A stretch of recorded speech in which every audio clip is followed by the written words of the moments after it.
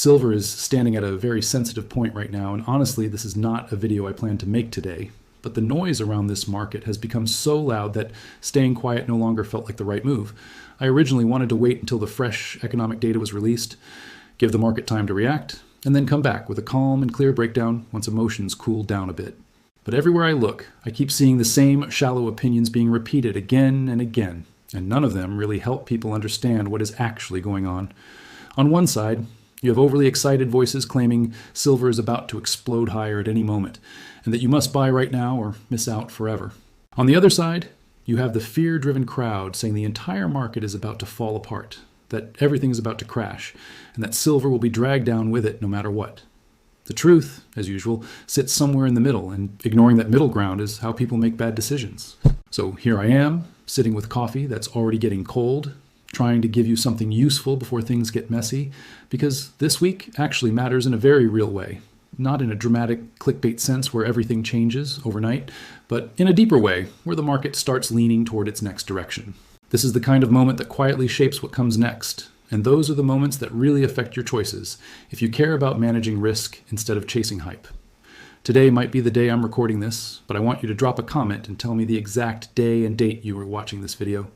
I like tracking how this content travels over time because markets change fast and context matters. While you're at it, let me know where you're watching from, whether that's a city, a state, or a country, whatever you're comfortable sharing. I actually read the comments. They help me understand who is part of this community and what kind of questions you care about most. Before we go any further, quick reminder, if you're getting value from what I share here on Alex Carter Reports, the best way to support the channel is to subscribe and turn on notifications. It costs nothing, takes just a moment, and it helps this kind of content reach people who want real market insight without being pushed into buying something every few minutes. Now, let's talk about silver itself, because it has been stuck in what I honestly call a very frustrating phase for quite some time. If you've been watching the charts, you already know exactly what I am talking about without me needing to show you a single line. Price moves higher, then gets pushed back down. It falls, then finds buyers again. It keeps bouncing around in a tight range that feels designed to test everyone's patience. This kind of price action isn't random, even though it feels chaotic when you're living through it. What you're seeing is a market waiting for a reason to move, like a spring that's being compressed but hasn't been released yet. Each time price gets close to an important level, traders hesitate because they don't yet know which direction the next real move will go. That hesitation creates the choppy action, the false breakouts, and the constant back and forth that wears people down. In this environment, both buyers and sellers get punished, not because they're wrong about the bigger picture, but because the timing keeps slipping away from them. This week may finally give us some clarity because we're getting two major data points that the market cares deeply about. The U.S. non-farm payrolls report and the consumer price index are coming up, and these numbers matter more for silver than most people realize. To understand why, you have to understand how the Federal Reserve fits into this picture. The Federal Reserve controls interest rate policy in the United States, and those interest rates influence almost every major asset, including precious metals like silver. When interest rates are high, or expected to stay high, silver usually struggles to move higher. The reason is simple. It doesn't require fancy language to understand. Silver does not pay you interest. It doesn't send you a check. It just sits there. So when investors can earn solid returns by holding government bonds or money market funds, holding silver starts to feel less attractive. People naturally ask why they should tie up their money in something that pays nothing when they can earn 4 or 5% elsewhere. That opportunity cost has been a major pressure on silver for a long time now. The Fed raised rates aggressively. Real yields stayed high. And the US dollar remained strong, all of which worked against precious metals. Gold managed to hold up better because it has strong support from central banks and its role as a pure monetary asset. Silver, being smaller, more volatile, and tied to industry, felt that pressure much more strongly. Now here's where things start to get interesting. The market is currently expecting the Fed to cut rates at some point. Not aggressively, but enough to matter. That expectation alone has helped support silver, even while price has been stuck moving sideways. The problem is that this expectation is fragile and can change quickly. It is built on the idea that inflation will continue to cool and that the job market will slowly lose strength. If the data challenges those assumptions, the market can reprice very fast. When the jobs report comes out, the market is not just looking at a single number. It's watching for signs of strength or weakness in the labor market as a whole. Strong job growth, low unemployment, and rising wages suggest the economy is still running hot, which tells the Fed there is no rush to cut rates. If the market has already priced in cuts and the data says those cuts may not happen, yields can jump, the dollar can rise, and silver can come under pressure very quickly. On the flip side, if job growth disappoints, unemployment rises, or wages slow down, that sends a very different message. It suggests the economy may be cooling and that the Fed might need to ease policy sooner. That's when silver tends to catch a bid, because the headwinds it has been facing begin to turn into tailwinds. The same basic logic applies to inflation data. Inflation is the other major input the Fed uses when deciding what to do with interest rates. If prices stay stubbornly high, the Fed will stay cautious, even if the job market weakens. But if inflation keeps moving lower, it gives the Fed room to change course, and even the expectation of that shift can have a powerful effect on silver. So when I say this week matters, I'm not saying it for drama. I am saying it because these numbers help decide whether silver keeps fighting against the wind or finally gets some help from it. Now, I want to slow things down a bit and clear up a mistake I see all the time when people talk about silver, because this misunderstanding causes a lot of confusion and bad timing. Many people treat silver as if it is just a cheaper, shinier version of gold, something that moves for the same reasons but with bigger swings. That way of thinking sounds simple, but it is also incomplete, and relying on it can get you into trouble when market conditions change. Silver is not just one thing, it plays two roles at the same time, and both of them matter if you want to understand where price might go next. Yes, silver is a monetary metal. It has been used as money and as a store of value for thousands of years across many different cultures. It carries the same basic story as gold when it comes to protecting against currency weakness and loss of trust in paper money. People turn to silver when they worry about inflation, debt, and governments printing too much money, and that part of the story is real and important. But silver also has another side that gold does not have to the same degree, and that side often gets ignored. Silver is a critical industrial metal, and that industrial demand is not a small detail sitting in the background. It is a major driver of long-term demand, and it is growing faster than many people realize. Silver is used in electronics because it is the best conductor of electricity among all elements. It plays a key role in solar panels, where each panel requires silver to function properly. When you multiply that by the massive global push towards solar energy, the numbers start to add up quickly. Silver is also used in electric vehicles, charging infrastructure, data centers, medical equipment, and water purification systems. These are not niche uses. These are core parts of modern and future economies. What really matters for price is not just that this demand exists, but that it is expanding over time.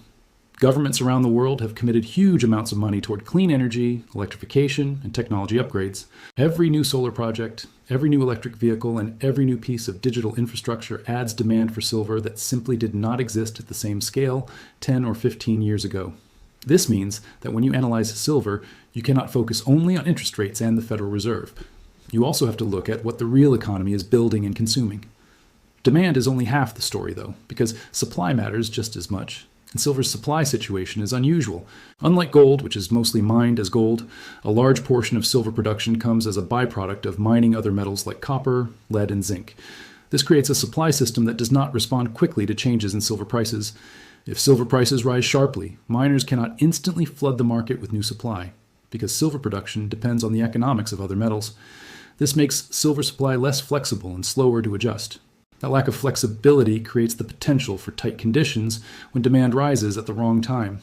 It does not guarantee a supply shortage, but it does increase the risk of sharp moves when the balance shifts.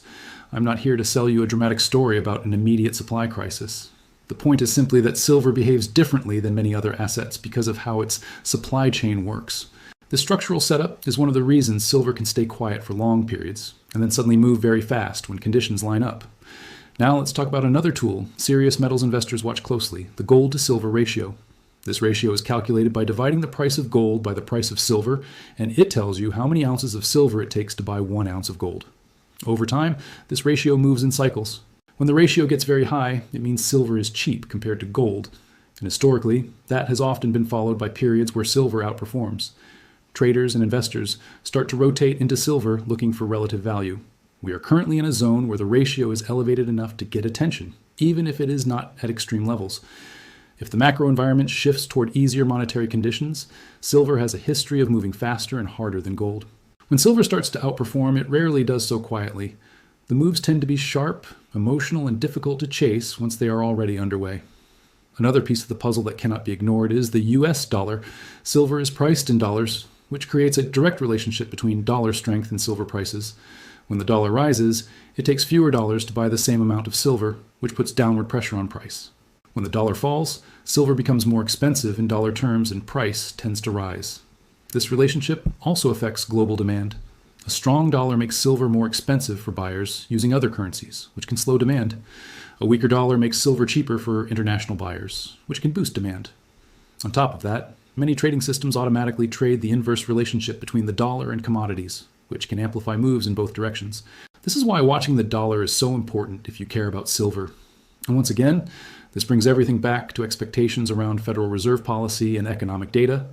Strong data usually supports the dollar, while weak data tends to pressure it.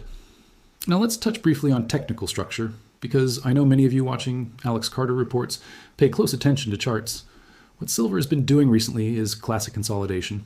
Price has been moving sideways, holding above key support areas, while failing to break through overhead resistance. This tells us the market is undecided and waiting for a catalyst. If silver breaks above resistance with strong momentum, it could trigger buying from traders, short covering, and fear of missing out from those sitting on the sidelines. If support breaks instead, price could move lower in a corrective move that shakes out weak hands before finding stronger buyers. Which outcome we get depends heavily on how the market reacts to incoming data. Sentiment right now feels tense. Bulls are frustrated because the larger story makes sense to them, but the timing has been painful. Bears are cautious because despite all the pressure, silver refuses to break down. Every dip continues to attract buyers, including physical holders, who see lower prices as opportunities rather than threats. These long-term holders are not trading short-term swings. They are accumulating based on a belief about the future of money and real assets. This creates a split market where short-term traders feel worn down by volatility, while long-term holders feel increasingly confident. Both groups are responding logically based on their goals, but they experience the same price action very differently. The key takeaway here is that your strategy must match your time horizon. If you are trading short-term, this environment is difficult and requires careful risk control. If you are investing long-term, volatility can be your friend. What matters most is understanding where you fit and not borrowing someone else's strategy without realizing it. The market does not reward confusion or overconfidence, and silver is especially unforgiving when emotions take over. Now let E. Hess address the concern that I know is sitting in the back of many people, S minds, even if they don't always say it out loud. What if this whole setup is a trap, where optimism builds, buyers step in expecting a breakout, and then the data comes in hot and silver drops hard instead? That fear is not unreasonable, and pretending it does not exist is a mistake. Markets are not about certainty, and anyone who tells you otherwise is selling you confidence, not reality. The only thing you can work with is probability and risk control. If you believe silver has more upside over time, that view is fine, but it does not give you permission to ignore risk. Position size matters, timing matters, and having a plan for when you're wrong matters more than being right. No single economic report should ever decide your entire future in the market. There will always be another opportunity, another pullback, another setup. Staying in the game is far more important than swinging for perfection. The same caution applies to those who are bearish. Believing silver will move lower is not an unreasonable view, especially in a high-rate environment. But silver has a long history of sudden upside moves that punish anyone who gets too comfortable on the short side. When conditions change, when the dollar weakens, or when policy expectations shift, silver can move fast enough to leave no time to react. That is why flexibility is a survival skill in this market. The smartest approach right now is not blind confidence in one direction, but awareness of both outcomes. Watch the data. Watch how the market reacts to that data. Then respond to what you see instead of what you hope will happen.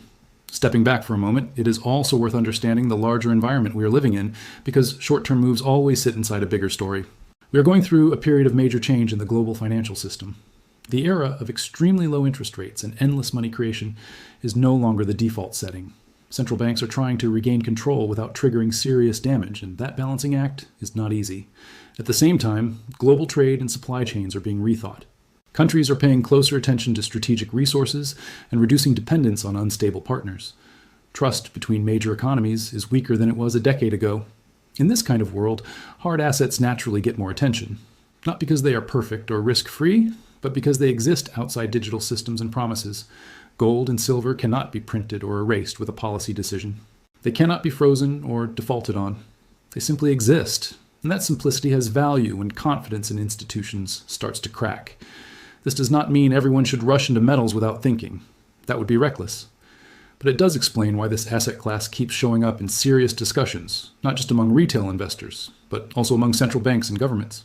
Gold purchases by central banks are happening at the fastest pace in decades. Silver sits in a unique position within this picture. It carries both monetary value and industrial usefulness, tying it to concerns about currency and to real-world production at the same time. On one side, silver benefits from distrust in paper money. On the other side, it benefits from the push toward electrification, renewable energy, and digital infrastructure. These are very different stories, but they point toward the same metal. None of this guarantees higher prices. Supply can increase, technology can change, demand can slow, policy can shift. All of those risks are real and must be respected. But structural support matters, especially when a market has already spent a long time moving sideways and building pressure. When those conditions finally release, the move can be meaningful. Bringing this back to something practical, remember that this week's data is important, but it is not the entire story. One report does not define a trend by itself. The market responds to the full picture over time. Avoid the urge to chase price right after a headline. Let the reaction settle. Look at follow-through, not just the first move. Pay attention to the US dollar, because it often gives early clues about where silver might head next. Dollar strength tends to work against silver, while dollar weakness tends to support it. Until the current trading range breaks clearly, respect the fact that the range exists. Sideways markets can last longer than people expect, and forcing trades inside them usually leads to frustration. Most importantly, be honest about your own time horizon. The strategy that works for a day trader is not the same one that works for someone building a position over years. Mixing those approaches usually ends badly. Risk management is not optional in silver. It is a requirement. Silver moves quickly, and leverage magnifies mistakes just as much as it magnifies gains. Being right about direction does not help if you cannot survive the volatility along the way. Size positions carefully. Use stops when appropriate. Protect your ability to stay in the market. At the end of the day, the market will do what it wants. Your job is not to predict every move perfectly, but to position yourself in a way that allows you to adapt as new information comes in. That mindset removes ego from the process and replaces it with discipline. And discipline is what keeps people around long enough to catch the moves that actually matter. If you're finding this kind of breakdown helpful, make sure you are subscribed to Alex Carter Reports and have notifications turned on, because this market is moving quickly and staying informed matters. I also encourage you to join the broader community if you want real-time discussion and updates beyond what fits into a single video. Those spaces are where ideas get tested and refined. Now, I want to hear from you. Do you think silver has already seen the worst, or do you believe there is still another move lower before the real upside begins? Share your thoughts in the comments and let me know what topics you want covered next. I read the feedback, and it plays a real role in shaping future content. One final reminder before I wrap this up. Everything shared here is for education and discussion, not personal financial advice. I do not know your situation, and nothing here is tailored to you specifically. Do your own research, make your own decisions, and manage your own risk carefully. That responsibility always belongs to you. Thanks for spending your time here with me.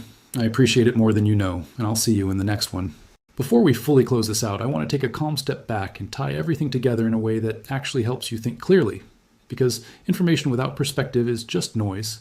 Markets love to overwhelm people with headlines, opinions, and emotional reactions, and silver is one of the best examples of how that confusion plays out in real time. Right now, silver is not screaming in one clear direction, and that makes people uncomfortable. Humans like certainty, but markets rarely offer it, especially at turning points. What silver is doing instead is quietly telling a story through structure, behavior, and reaction, not through dramatic price moves. The biggest mistake people make in moments like this is forcing a conclusion before the market has finished speaking. They want a clean answer, up or down, now or never, when in reality the market is still weighing its options. That waiting period is where patience becomes a real advantage. This is also where many people confuse activity with progress. Just because price is moving around does not mean a trend has started. Consolidation often looks boring on the surface, but underneath it, positions are being built, emotions are being tested, and future direction is being decided. Silver has a habit of frustrating people right before it makes meaningful moves. That frustration pushes weak hands out and leaves behind those who are aligned with their time horizon and risk tolerance. This process is not fun, but it is normal. If you zoom out even slightly, you can see that silver is not acting like a broken asset. It is acting like an asset that is waiting for confirmation from the broader economic picture. That confirmation comes from policy expectations, currency movement, and real-world demand trends. What matters most in the near term is not just the data itself, but how the market reacts to it. Strong numbers do not always mean falling prices, and weak numbers do not always mean rising prices. Reaction tells you where positioning already exists.